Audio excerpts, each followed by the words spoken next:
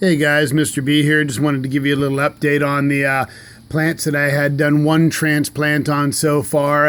A bunch of them are looking ready to do a second transplant on, and some of them are ready for me just to actually start putting out into the garden. So things we got going on in here that are getting a little bigger. These are the Detroit red beets. These I'm probably not even going to transplant a second time. I'm just going to put right out into the garden. They're doing pretty healthy. They're big enough that they should be able to go into the ground out there and start growing. So we got a bunch of those. Here we got the this first three rows are the orange cherry tomatoes. I think some people call them like the sun globe or something, but it's a orange cherry, one of my favorite tomatoes. In the back there, those 3 rows back there are the Paul Robesons. Got up front here is the California Wonder bell peppers, these first 3 rows. Then back there is the Italian sweet pepper mix. It's like a sunrise mix, so it has yellow, red, and orange sweet Italian peppers in it. Those are real nice, and they're coming along nice. They got some good leaf growth on them. Now this is the stuff that was started in the organic cocoa coir, but then has been transplanted into the mega root, which is an organic soil that I've added my, it's got some organic food in it already, but I add some of my worm castings into it just to kind of give it some extra goodies in there. Some extra California Wonder bells. Those are in the straight cocoa coir still. These are just some ones that I'm going to need to transplant. Some Dominic's peppers there. They're kind of a little weak right now, but hopefully on a transplant they'll do better. And then a bunch of bohemian goat peppers back in here. I think I got those from Scott originally at the garden pit. Yellow chard here doing good. Dino kale in the back corner here. This is the Italian dino kale. These 3 rows here are all dandelion greens. That stuff's doing good. Funny, you try and get rid of them in the yard, and then you're sitting here growing them by seed. So we'll use those. As you know, you can put that stuff in salads and smoothies. It's a real healthy form of green chlorophyll and all that. The first 3 rows here, 4 rows here are butterleaf lettuce. Then in the back there is it's a red speckled romaine lettuce. And then all of these, this stuff's really cool. This is the flashy trout back leaf lettuce. It's got some really, see if I can get some focus on that, some really cool colors on this stuff. It's a green with a real neat burgundy red to it. So that stuff, all these are probably just going to go directly right out into the garden. I'm not even going to bother transplanting them again. Just get them out there, and actually I'm just going to let them harden off right in the garden too. So in the back here we have the red basil. That stuff is still in the cocoa coir also. I'm going to need to transplant that into some soil so it can start getting big. I end up usually putting those in a pot. Well, the red I put amongst my tomatoes just to add some cool color. And but the green that's down here at the end, I usually put into some pots so we can access it real easy right outside the kitchen door. There's the dill that I'll be able to use this year when I do my pickles. The Genoveese basil, it's all coming along really good. So that's what's on this side over here. Over on this side over here, these are usually, or normally, closer to the lights. I have a spacer box under here, like some UPS boxes that will raise this to where they're almost touching. I mean, this stuff is usually, I have it sitting like this. So it's almost touching. These fluorescent tubes are nowhere near as hot as the ones in that grow lamp down there. Those are 54 watt each bulbs. They put out a lot of heat too. I got a fan blowing up on these because it's like 90 degrees up in there. So these are just the fluorescent tubes, where one's just a regular sunshine bulb, and then the other one's an actual plant grow bulb. So I kind of alternate those. I got 3 hoods up here, so 6 bulbs. And again, I got like the reflective, see if I can show you what this is. It's that reflective insulation. It's kind of like bubble wrap, but it's reflective. I've got that on all sides and even up on the door here. These cabinets close down. They've got a little space underneath there, allows for some good air circulation. They got the fan blowing up on there, but as you can see, even the inside has the reflective on it. I just got a little clip that holds it up there. So anyway, usually I have these on some spacers so they're up higher. I just brought them down so we can access and look at them better. So got a bunch of bok choy. This stuff is so ready to go into the ground. I mean, it's actually starting to get its little bodies to them, you know. They kind of get that little fat little body. So a bunch of bok choy in there. We love that stuff. Let me see. First 3 rows here are the Woodley orange tomatoes. Love those. Orange variety, probably one of my favorites. That seed is from the rareseeds.com or the Petaluma Seed Bank.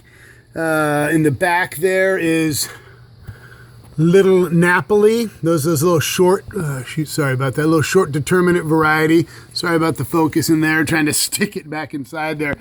Let's see if I can just turn this way. So we've got yellow zebras out here on the outside. You know, some of these are getting to be a good 4 or 5 inches tall, ready for another transplant. You know, when I transplant these, we'll be plucking off these little seed leaves. I'll probably even pluck off maybe the first couple of branches there and literally plant these things up to here in the dirt. All these little hairs, those are all going to turn into roots. So you want to bury these tomatoes all the way up to there each time you transplant so that this is all just turning into strength and roots that can feed the plant. In the middle there, we've got some Paul Robesons. I had that other batch going because only about a half dozen of these germinated out of the first 15, but then that other batch germinated real well, so I just wanted to make sure that I had those. In the back here is the golden sunray, which is another great orange variety, which those seeds come from, originally came from rareseeds.com, or I just go to the Petaluma Seed Bank, which is about 10 miles from my house. So all these in here, all these were from seeds that I saved, even the bok choy, everything. So over here, we're looking at this. This is stuff that I'm going to be putting right out into the garden too. My red chard's doing good. Got a little lanky on the stem here, but I'll just bury that out in the garden up to about here. So we got red chard, a bunch of that. There's our collard greens in the back, Creole collards, southern collards, I guess some call them. Come around to this side here. And we have, what is that? Oh, San Marzanos up front here. These are the San Marzanos. And in the back there, the back of, sorry, it's hard to get to. The back of this section back there is the, see if I can get over there. The Amish paste. Sorry about that, that's crazy. Amish paste back in there. And then the very, very back is some blueberries. Not blueberry the fruit, but blueberries, variety of tomato. Brad Gates from, what is his place called? Wild Boar Farms, I believe it is, in Napa. Those are his seeds there. Up front here, Sweet 100s, seeds that I saved. Love the Sweet 100s. They're like one of the best producers around here just because we have those cold nights and foggy mornings. Small tomatoes tend to do best around here. That's why you'll see none of these varieties are the big beef steaks or brandy wines or anything like that because they just won't grow around here with my weather. So then I got 2 varieties of tomatillos back in there. One's a smaller variety, about the size of a golf ball. The other ones are big, about the size of a lemon. The San Juanitos are the big ones. Up front here, jumbo jalapenos. And then in the back is the Italian sweet pepper mix. I must have done 2 different batches of those. So that's pretty much kind of it. All these peppers, all these tomatoes, all those tomatoes, they're ready for a second transplant. Chard, collards, bok choys ready to go out in the garden, as well as, again, the beets, chard, kale, lettuces, dandelions. Those are all going to go out in the yard. So I'll be able to start getting some stuff out of the grow room here and out into the garden outside. That will make room for when I transplant this stuff, because I'll be putting these guys on their second transplant into the red solo cups. So this area will be stacked with the red solo cups, and I put them in the same little trays as these so that I can just water from below. And that'll be a second transplant on those, and that'll be the final transplant I do on that stuff, and which will also free up more space up here so I can start getting my other summer stuff going. I can start getting my cucumbers going. I might do some sunflowers and stuff, even though that stuff kind of should have been planted already. I'm just behind, but and I don't know what else I'm going to be doing this year. Probably some smaller melon varieties this year. The big ones just don't work out here, but I do have some small melons that I like growing. The little sugar baby watermelons, and the little green, called a green flesh melon. It only gets about the size of a softball. So and I like to do the gem corn. I'll probably get some of that going, and I have a ton of extra gem corn seeds. I will try and get that stuff together, and I'll probably try and do some seed giveaway on that, because I got a ton of that, and I'm sure some people out there would like to grow that. It's such a cool, beautiful looking corn. So anyway, guys, that's what's going on up here. Ready for second transplants on stuff, ready to start seeding some more stuff. So I appreciate you stopping by and watching the videos.